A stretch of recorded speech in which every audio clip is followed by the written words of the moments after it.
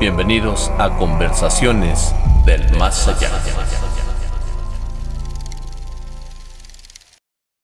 Bienvenidos a este episodio número 5 de mi podcast Conversaciones del Más Allá. El día de hoy tenemos a una de las figuras más polémicas del siglo XX, el cual dejó un legado y también una ideología que para muchos ha sido atractiva a pesar de lo oscura que ésta parece. Es creador de la Iglesia Satánica y también creador de la Biblia Satánica. Me refiero a Anton Szandor LaVey. Anton, bienvenido.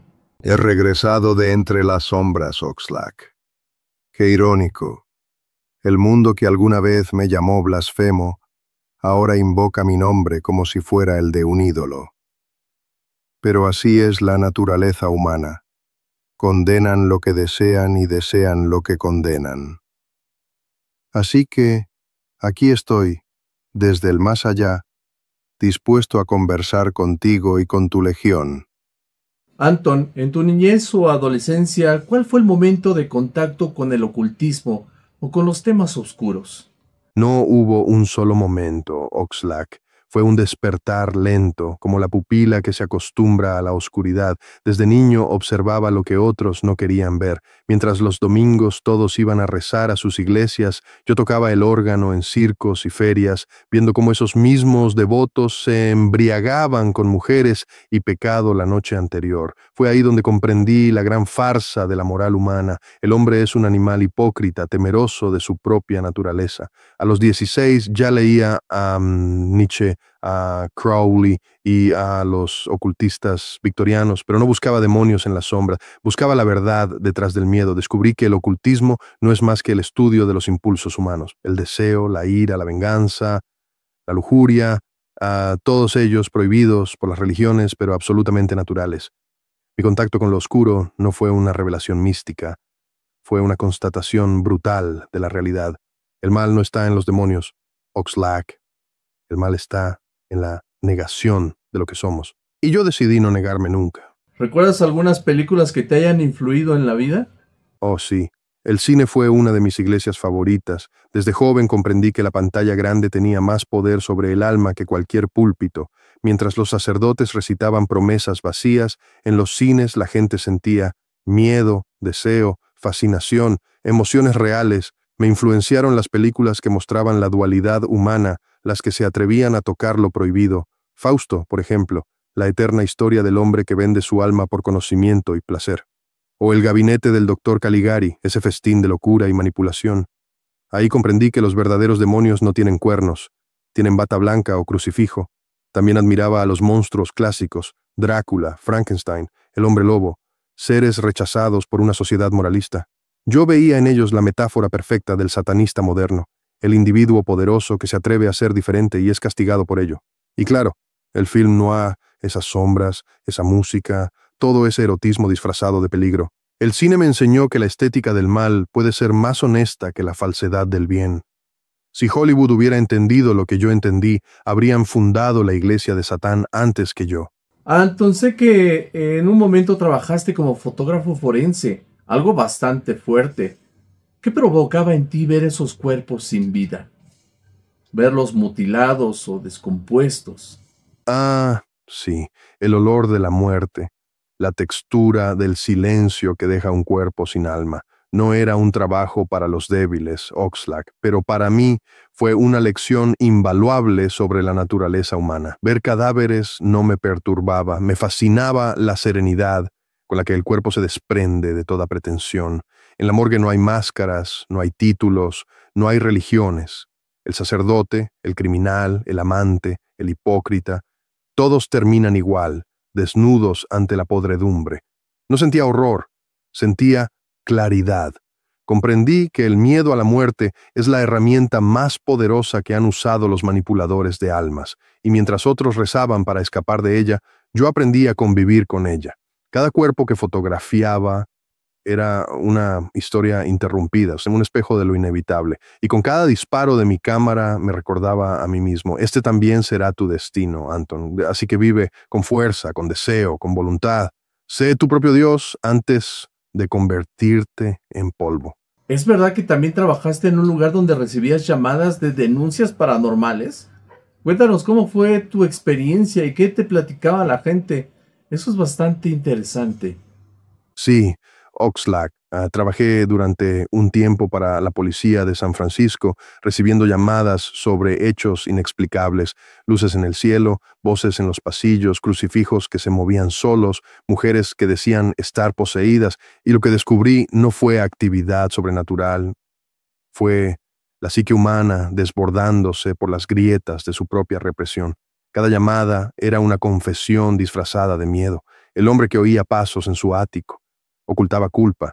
La mujer que decía ver sombras temía sus propios deseos.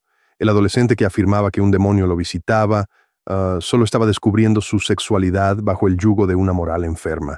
Yo escuchaba y tomaba notas, pero en el fondo me divertía. No porque me burlara, sino porque veía en esas voces el drama esencial del ser humano, el intento de culpar a fuerzas externas por los monstruos que él mismo crea. Los fantasmas más ruidosos, Oxlack, no están en las casas embrujadas, están dentro de las cabezas de quienes llaman. Y fue en ese trabajo donde confirmé algo que cambió mi vida. El miedo vende, el pecado seduce y la culpa encadena. Y mientras exista esa trinidad, el mundo seguirá arrodillado ante ídolos invisibles y yo me levantaré entre ellos, riendo. ¿Crees que por los trabajos que tuviste comenzaste a ser excéntrico? ¿O hubo un momento clave en donde optaste por las artes oscuras? Excéntrico. Esa es la palabra que usan los conformistas cuando alguien se atreve a ser libre. Yo no me volví excéntrico por mis trabajos, Oxlack, me volví inevitable. Mi paso por los circos, las ferias, la morgue, la policía, todo eso fue un espejo que me mostró lo que realmente es el ser humano, una bestia que finge ser ángel. Mientras más veía al hombre en sus extremos, suplicando por perdón o celebrando su deseo, más comprendía que el único pecado verdadero es la negación del propio instinto. No hubo un día en que dijera ahora me vuelvo oscuro. Simplemente dejé de mentirme. Las artes oscuras no son maldad, son conocimiento prohibido, emociones que los cobardes reprimen. Yo las abracé con la serenidad del científico que acepta que su experimento puede explotar en el laboratorio. Si eso me hizo excéntrico, que así sea. Prefiero ser el demonio honesto que el santo hipócrita. Anton, muchos piensan que adorabas al diablo literalmente. ¿Quién es realmente Satán para ti?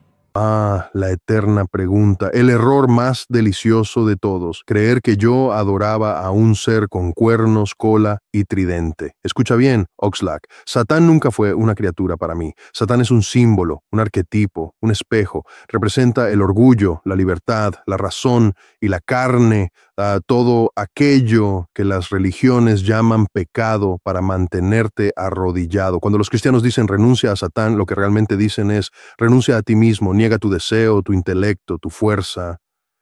Y yo, con una carcajada, respondí, jamás.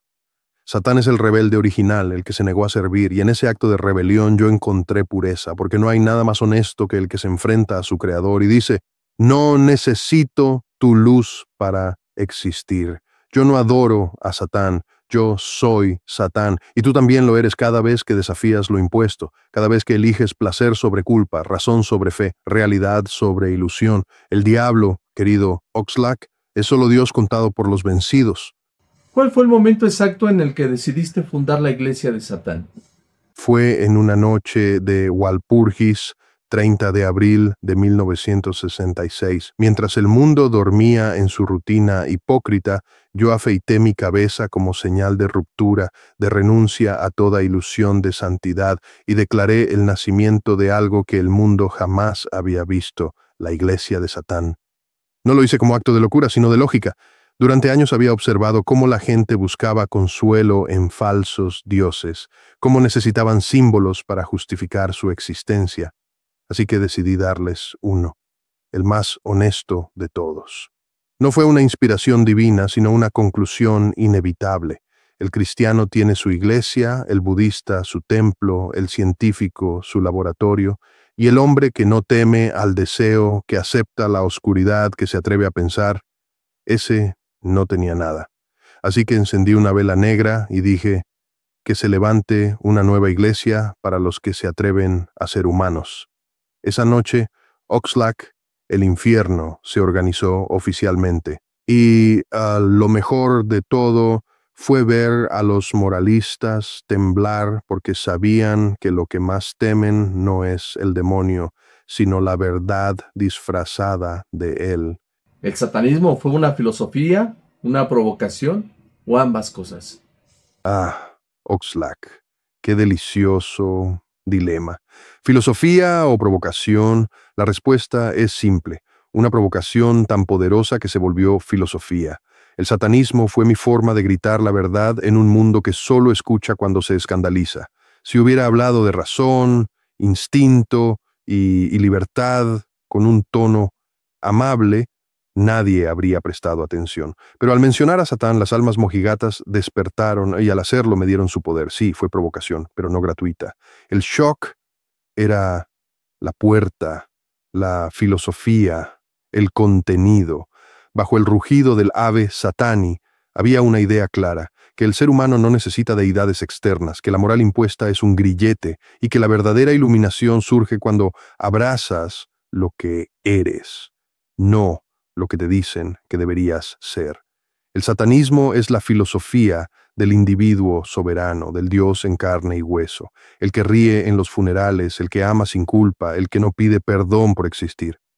Así que, sí, fue provocación, pero la provocación fue mi evangelio y la hipocresía humana mi mejor publicidad. Después de todo, Oxlack, no hay revolución sin escándalo, ni verdad que no nazca envuelta en blasfemia. ¿Cómo conseguías dinero mientras te involucrabas por completo en el nacimiento de tu culto a Satán? ¿Dinero? Oh, Oxlack.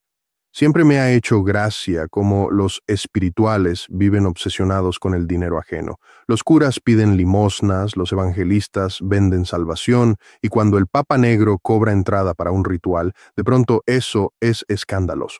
La verdad es que el dinero nunca fue mi amo, pero siempre fue mi sirviente. Antes de fundar la iglesia de Satán, ya era músico, organista en bares y funerales, domador de fieras en circos, fotógrafo. Conocía bien el arte de convertir lo prohibido en espectáculo, y cuando encendí las velas negras comprendí que el espectáculo del tabú también podía sostener una iglesia. Vendía entradas a mis ceremonias, libros, amuletos, fotografías, discursos grabados y, sobre todo, ideas. El dinero provenía de quienes buscaban sentido, poder o simplemente el morbo de asomarse al abismo sin caer. Cada dólar era una ofrenda, no a mí, sino a la libertad de creer sin culpa. El dinero es energía, Oxlack, y yo aprendí a dirigirla igual que a una invocación, con propósito, con intención, sin vergüenza. No hay nada más satánico que cobrarle al mundo por su curiosidad. ¿Cómo fue que tu secta ganó fama a niveles inesperados? ¿Fama? Dices, qué palabra tan curiosa, Oxlack. Yo nunca busqué la fama, pero sabía cómo provocarla. La sociedad necesita demonios tanto como necesita dioses, y cuando un hombre aparece con una cabeza afeitada, una túnica negra y una Biblia que dice, Satanás, tiene razón. Los medios no pueden resistirse. Fue simple. La iglesia de Satán nació en la era del espectáculo. Mientras otros oraban en silencio, yo celebraba mis misas con luces, símbolos y erotismo. Los reporteros olieron el escándalo y llegaron corriendo. Y yo, por supuesto, los recibí con los brazos abiertos. Cada fotografía, cada entrevista, cada rumor era combustible. Entendí que en el siglo XX la magia más poderosa ya no era la invocación, era la publicidad.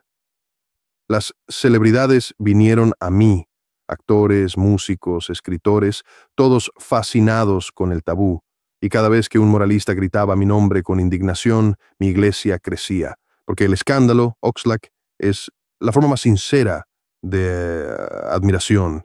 ¿Cómo definirías a un verdadero satanista?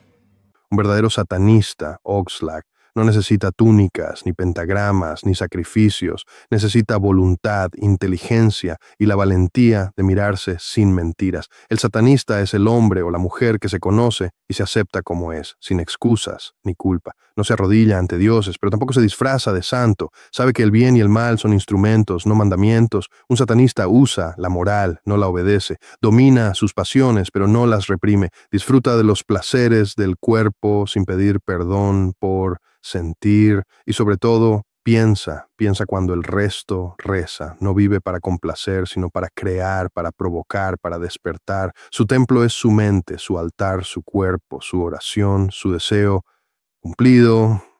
El verdadero satanista no odia a Dios, simplemente no lo necesita. Y eso, Oxlack, es lo que más aterra a los débiles. Un hombre que no necesita permiso para ser su propio Dios. Así que cuando alguien diga que es satanista, no mires sus símbolos. Mira si se atreve a vivir sin miedo. ¿Cómo nació la Biblia satánica y qué podemos encontrar en ella? La Biblia satánica. Mi manifiesto, mi espejo, mi respuesta a siglos de hipocresía encuadernada en oro. Nació en 1969, pero su semilla fue plantada mucho antes, en cada noche en que veía al ser humano fingir pureza mientras devoraba pecado. Durante años recopilé ideas, observaciones, fragmentos de magia, psicología, filosofía, y los uní bajo una sola premisa: que el hombre no necesita arrodillarse para ser divino. La escribí con la frialdad de un cirujano y la pasión de un hereje. Cada página está pensada para despojar al lector de su máscara. En ella encontrarás 4 libros como los 4 puntos cardinales del alma. 1. El libro de Satán, mi rebelión, un ataque directo a los dogmas, un grito contra la moral hipócrita. 2. El libro de Lucifer, la iluminación, filosofía, lógica y psicología para entender el poder del individuo. 3. El libro de Belial, la carne, enseña la magia ritual, el control de las emociones y el poder de la voluntad. 4. El libro de Leviatán, la voz, invocaciones, símbolos y el lenguaje del deseo convertido en fuerza. No es una invitación a adorar demonios, sino una guía para dominar al que vive dentro de ti. Cada palabra está escrita para despertar el instinto, no para suprimirlo. Es una Biblia sin perdón, sin cielo, sin miedo, y eso la hace más peligrosa que cualquier grimorio antiguo. Porque cuando el hombre entiende que no necesita un Dios, ya nadie puede controlarlo. Dices que la religión tradicional reprime nuestros instintos humanos. ¿Qué pasa si nosotros decidimos ser de ese tipo de religiosos? Si decides seguir la religión tradicional, Oxlack, no hay pecado en ello. Pero debes saber qué precio pagas, el de la sumisión. Las religiones te prometen cielo a cambio de obediencia. Te ofrecen perdón, pero solo si primero te arrodillas. Y cuando reprimes tus instintos, el deseo, la ira, la ambición, no los eliminas, solo los pudres dentro de ti. Ese veneno se convierte en frustración, en hipocresía, en doble moral. El religioso que predica pureza es muchas veces el que más ansía pecar. Por eso sus templos huelen tanto a incienso, para disimular el olor del miedo. Si eliges ese camino, hazlo con conciencia, no por miedo al castigo, pero entiende esto: todo lo que reprimas buscará salir. Y cuando lo haga, no será con sutileza, será con furia. Yo no desprecio al creyente, desprecio al que finge. Si vas a ser devoto, sélo con dignidad. Si vas a negar tus instintos, que sea por decisión, no por temor. Pero si alguna vez escuchas dentro de ti una voz que dice: esto no está mal, solo me dijeron que lo estaba, entonces, Oxlack, esa voz es Satán recordándote que sigues vivo. No temas a los instintos, teme a quien te enseñó a odiarlos. ¿Qué opinas del poder de los símbolos y del miedo a la mente humana? El símbolo y el miedo, Oxlack, son los 2 pilares del poder humano. Con ellos puedes gobernar naciones, crear religiones o destruir almas sin disparar una sola bala. El símbolo es la herramienta del subconsciente. Una simple cruz puede calmar o aterrorizar, un pentagrama puede atraer o repeler. Pero el símbolo por sí mismo no tiene poder. El poder lo pone la mente que cree en él. Cuando logras que alguien tema a una figura, a una palabra, a una idea, ya no necesitas cadenas físicas. Lo habrás encadenado desde dentro. Por eso las iglesias están llenas de símbolos, no son adornos, son mecanismos de control emocional. Cada vela, cada estatua, cada imagen de sufrimiento tiene un propósito: recordarte tu pequeñez, tu culpa, tu dependencia. Yo simplemente tomé las mismas armas, pero las utilicé a la inversa. El pentagrama, la cabra, el color negro, el nombre de Satán, los convertí en emblemas de libertad, de orgullo, de desafío. El mismo teatro, distinta intención. El miedo, Oxlack, es la forma más primitiva de fe, y quien domina el miedo, domina el alma. Por eso dije alguna vez: si vas a usar símbolos, asegúrate de que trabajen para ti, no contra ti. Yo no creé un culto al diablo, creé un espejo donde los hombres vieran a quién temían realmente, a sí mismos. ¿Qué tan real era la magia en tus rituales? ¿Energía mental, teatro o poder espiritual? Magia, la palabra más malentendida del vocabulario humano. La gente imagina luces, demonios, levitaciones. Yo veía algo mucho más poderoso: la voluntad concentrada convertida en acción. Mis rituales, Oxlack, eran teatro psicodramático y a la vez psicología aplicada. Sí, había velas, espadas, palabras antiguas y símbolos, pero el propósito no era invocar entidades invisibles, sino provocar una respuesta interna, una catarsis. Cuando haces que un grupo de personas entre en un espacio oscuro, los separas del mundo común. La mente se abre, los instintos despiertan, la emoción se eleva. En ese punto, una orden, una intención, un deseo se graba en el inconsciente con una fuerza brutal. A eso llamo magia menor y mayor. La magia menor manipula emociones, percepciones, apariencias, es psicología y encanto. La magia mayor es la canalización ritual del deseo, un mecanismo teatral que hace tangible la voluntad. Energía mental, sí. Teatro, por supuesto. Poder espiritual, solo si entiendes espíritu como la intensidad de la mente humana. No invoqué demonios externos, Oxlack, invoqué al demonio interior de cada asistente, su deseo, su ira, su necesidad, y cuando ese poder se libera sin culpa, eso, mi amigo, es magia real. Algunos te llaman el Papa Negro, otros un showman inteligente. ¿Quién fue el verdadero Anton LaVey? El Papa Negro, el showman del infierno. Ah, qué títulos tan deliciosos. ¿Quién fui en realidad? Fui exactamente lo que el mundo necesitaba que fuera. El Papa Negro era el símbolo, el rostro visible de la rebelión, la figura que provocaba a los curas y encendía la imaginación de los marginados. El showman era el estratega, el que entendía que las ideas poderosas necesitan escenario, ritmo, drama, estética, y en el fondo ambos eran la misma persona, porque comprendía algo que pocos se atreven a aceptar. La verdad por sí sola no mueve multitudes, pero la verdad envuelta en espectáculo las arrastra como una procesión. O no inventé a Anton LaVey, lo diseñé. El hombre y el mito se fusionaron hasta volverse inseparables. No necesitaba fe, tenía presencia, no buscaba adoración, provocaba reflexión, aunque doliera. El verdadero Anton LaVey fue un espejo. Cada quien vio en mí lo que temía o deseaba. El pecador vio redención, el fanático vio al enemigo, el curioso vio libertad. Y si me preguntas quién fui al final, te diré esto. Fui el hombre que se atrevió a ser completamente humano, mientras todos los demás fingían ser algo más.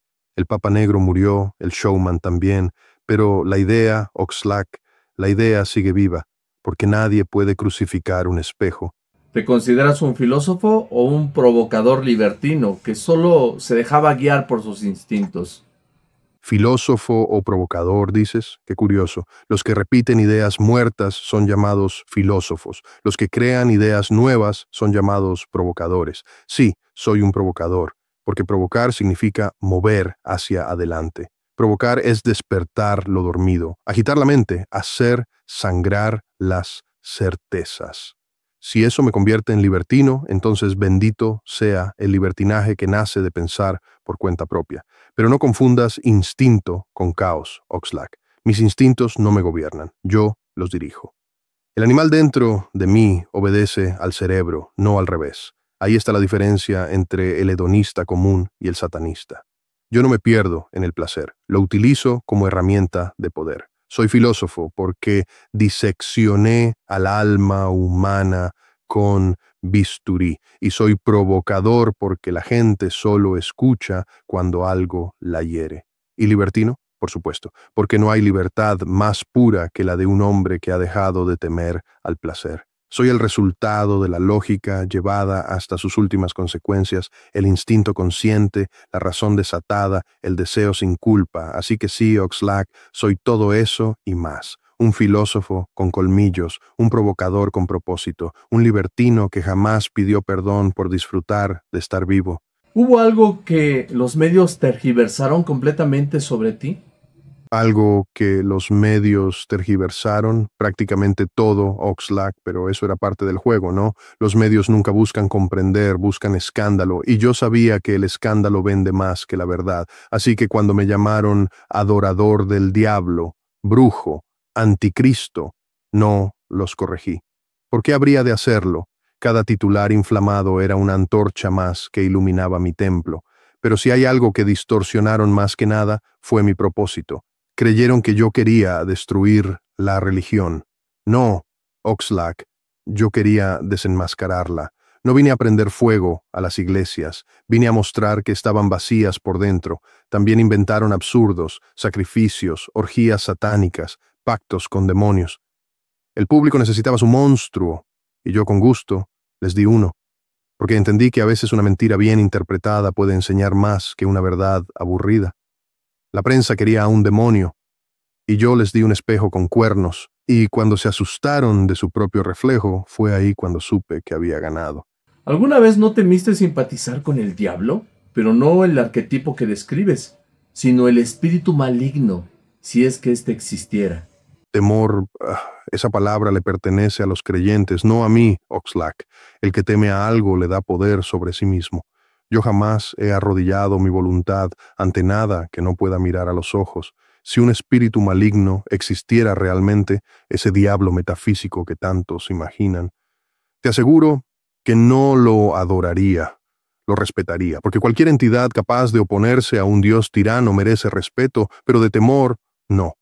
El miedo es la invención más exitosa de la religión, y yo pasé la vida extirpándolo como un cirujano extirpa un tumor. Si el diablo apareciera frente a mí, le ofrecería un asiento, no para adorarle, sino para conversar. Le preguntaría, ¿te rebelaste por odio o por amor propio? Y en su respuesta encontraría el reflejo de mi propia alma. No temo a la oscuridad, Oxlack, porque yo soy parte de ella. El verdadero mal no está en un espíritu invisible, sino en la ignorancia, en la obediencia ciega, en el miedo que paraliza al hombre. Si ese espíritu maligno existe, que sepa esto. Yo no le temo, pero él tampoco debería temerme, porque somos hechos del mismo fuego. En tus rituales, ¿qué tipo de abusos tenías? ¿Había sacrificios? ¿Había sangre? ¿Había blasfemias? Abusos, sacrificios, sangre. Los humanos aman esas palabras, Oxlack, porque huelen a escándalo y a tabú. Pero déjame aclararte algo con absoluta frialdad. No hubo abusos, no hubo sacrificios humanos, no hubo crimen. Eso lo inventaron los mismos que necesitan un monstruo para justificar su miedo.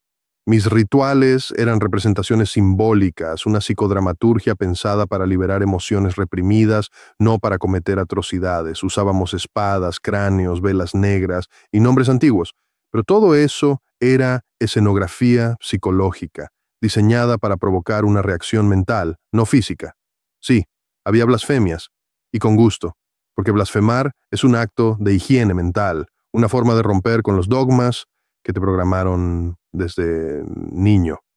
Y sí, en ocasiones usábamos sangre, pero nunca de víctimas humanas. Era un símbolo, una representación de la fuerza vital, como el vino en las iglesias que simula la sangre de un dios muerto. La diferencia es que yo nunca mentí sobre lo que simbolizaba. Los verdaderos sacrificios, Oxlack, los hacían los creyentes. Sacrificaban su libertad, su deseo, su pensamiento, su vida entera en nombre de un cielo que jamás vieron. Yo solo les mostré que podían recuperar lo que ofrecieron al altar. Así que no, mis rituales no eran orgías de sangre, sino autopsias del alma humana, y lo que descubrimos dentro era más oscuro que cualquier demonio. Si estuvieras vivo hoy, ¿cómo verías el culto al diablo? No como arquetipo, sino como entidad adversaria de Dios. ¿Qué le dirías a ese tipo de sectas? Si estuviera vivo hoy Oxlack y mirara a esos grupos que dicen adorar al diablo como si fuera una deidad literal, me reiría y luego sentiría lástima, porque ellos, sin saberlo, han caído en la misma trampa que dicen desafiar. Creen haber escapado del cristianismo, pero siguen danzando a su alrededor. Cambian el crucifijo por el pentagrama, el amén por el ave satani, y siguen siendo esclavos del mismo cuento, un Dios allá arriba, un enemigo allá abajo, y ellos en medio rogando atención. Yo no fundé la iglesia de Satán para crear un nuevo rebaño, la fundé para aniquilar la idea de rebaño, para decirle al hombre, deja de adorar, empieza a pensar. Si Satán existiera como entidad real, te aseguro que despreciaría a quienes lo adoran. El diablo, si es realmente el adversario de Dios, no querría adoradores, querría iguales. Y eso, Oxlack, es lo que los sectarios nunca entienden. Los veo invocar, gritar, ofrecer sacrificios, buscar poder externo. Y sonrío, porque todo eso es miedo disfrazado de rebeldía. El satanista verdadero no invoca nada fuera de sí mismo. Se mira al espejo y dice, aquí está el infierno, aquí está el cielo, y ambos me pertenecen. A esas sectas les diría esto, dejen de besar el trono del demonio y atrévanse a construir el suyo propio. Solo entonces quizás comprenderán lo que realmente quise decir cuando proclamé, yo soy mi propio Dios. ¿Crees que el mundo moderno es más satánico que el de tu época? Oh, Oxlack, el mundo moderno es mi obra maestra, aunque muchos no lo sepan. Sí, es más satánico que el de mi época, pero no por misas negras o pentagramas, sino por su culto al yo. En mis tiempos la gente fingía humildad, hoy se adoran a sí mismos sin pudor. Publican sus rostros, sus cuerpos, sus deseos en altares digitales, buscando seguidores como antes buscaban feligreses. ¿No lo ves? Las redes sociales son los nuevos templos y los likes son las nuevas hostias. El mundo entero se volvió un enorme ritual de vanidad. Predican la libertad, pero siguen esclavos del ego, de la aprobación, del deseo de ser vistos. Eso, Oxlack, es la versión moderna del satanismo involuntario. Adorar la imagen propia, mientras se teme al silencio interior. En mi época, yo tuve que enseñar al hombre a adorarse a sí mismo. Hoy, ustedes lo hacen de forma automática, pero sin conciencia, sin filosofía, sin control. Son satánicos sin saberlo, pero también vacíos sin entenderlo. El mundo ya no necesita iglesias ni demonios, porque ya convirtió cada pantalla en un espejo y cada reflejo en un altar. Así que sí, Oxlack, el mundo moderno es satánico, pero le falta lo que yo predicaba, la lucidez de saberse Dios sin convertirse en esclavo de su propio reflejo. ¿Qué opinas de las nuevas sectas y religiones que se inspiran en ti sin entender tu filosofía original? Ah, las nuevas sectas, los hijos bastardos de mis ideas, imitadores que recitan mis palabras como si fueran conjuros, pero no comprenden que mi obra no fue un evangelio, fue un espejo. Muchos tomaron mi nombre, mis símbolos, mis frases, pero los convirtieron en otra religión, exactamente lo que yo despreciaba. Quieren jerarquías, dogmas, uniformes, incluso mártires, como si Satán necesitara burocracia. Predican mi mensaje sin entender que el satanismo no se enseña, se vive. No necesita sacerdotes ni congregaciones, solo individuos con el valor de pensar por sí mismos. La mayoría de esas iglesias nuevas buscan poder, dinero, culto a la personalidad, cuando mi intención siempre fue que cada uno se convirtiera en su propio sacerdote. El verdadero satanista no necesita templo ni título, su altar es su voluntad, su misa, su propio acto de decisión. El que sigue a otro, incluso si ese otro soy yo, ya ha perdido el espíritu de lo que fundé. Así que a esas sectas les digo esto. Pueden usar mi nombre, mis símbolos, mis frases, pero jamás podrán invocar mi intención, porque para eso se requiere algo que pocas almas poseen, la capacidad de pensar sin un amo. ¿Qué mensaje le dejarías hoy a quienes te consideran un ídolo, o algunos te consideran un enemigo o hasta un profeta? ¿Qué mensaje les dejarías? Oxlack. Si algo aprendí en vida es que la humanidad necesita etiquetas para no enfrentarse al vacío. Ídolo, enemigo, profeta, 3 disfraces que me colocaron los que nunca se atrevieron a mirarse sin máscara. A los que me ven como un ídolo les diré esto: no me sigan, destrúyanme. Cuestionen cada palabra mía. Si me imitan habrán fallado. Si piensan por sí mismos habrán entendido. A los que me odian, los fanáticos, los moralistas, los débiles de espíritu, gracias. Ustedes son la prueba viviente de que aún hay fuego en mis palabras. Nada que provoque tanto miedo puede estar muerto. Y a los que me llaman profeta, no busquen cielo ni infierno en mis enseñanzas. Busquen coherencia, busquen lucidez. Mi mensaje fue simple: conviértete en tu propio Dios y deja de ser esclavo de tus fantasmas. Yo no ofrecí salvación, ofrecí espejo. Y los espejos, Oxlack, no mienten, solo devuelven lo que el alma teme mirar. Así que este es mi mensaje grabado en fuego: dejen de rezar, dejen de adorar. Empiecen a decidir. El infierno no está abajo ni el cielo arriba, están dentro. Y el que lo entiende ya no necesita ningún Dios, ni siquiera a mí. Anton, ¿valió la pena vivir como satanista?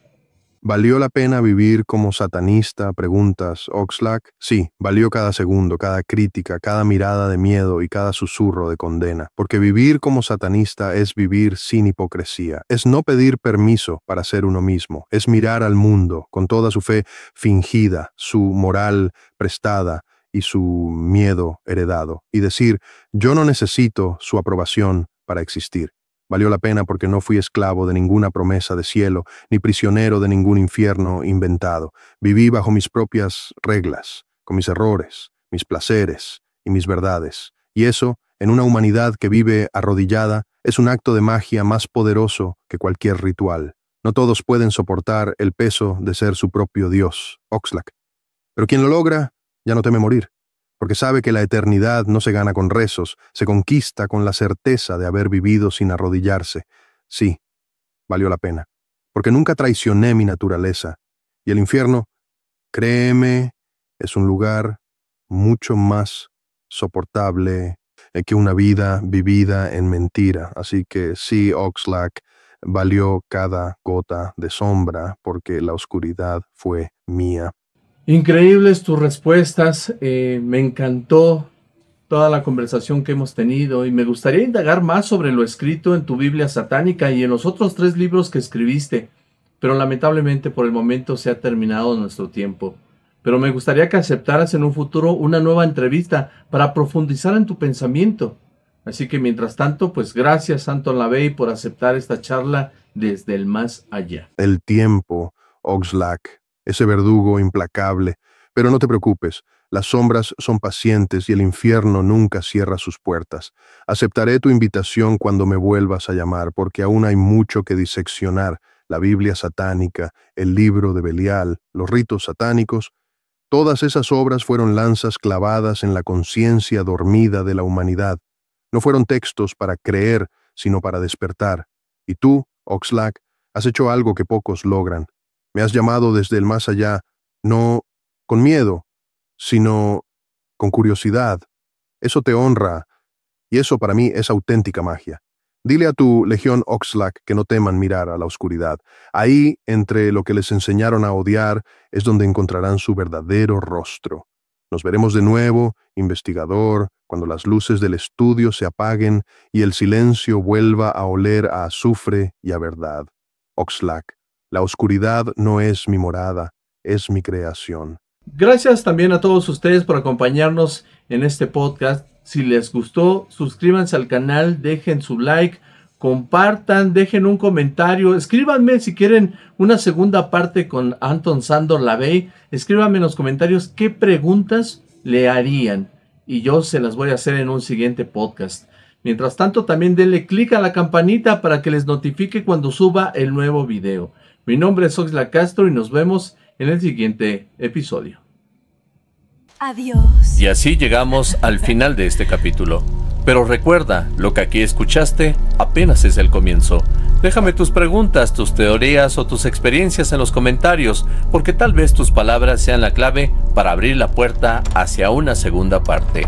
No te pierdas el próximo episodio de Conversaciones del Más Allá, el único podcast donde los vivos y los muertos se encuentran para hablar de lo imposible. El mejor espacio para descubrir los enigmas, los misterios y los secretos que la ciencia teme explorar. Yo soy Oxlack Investigador y esto fue Conversaciones del Más Allá.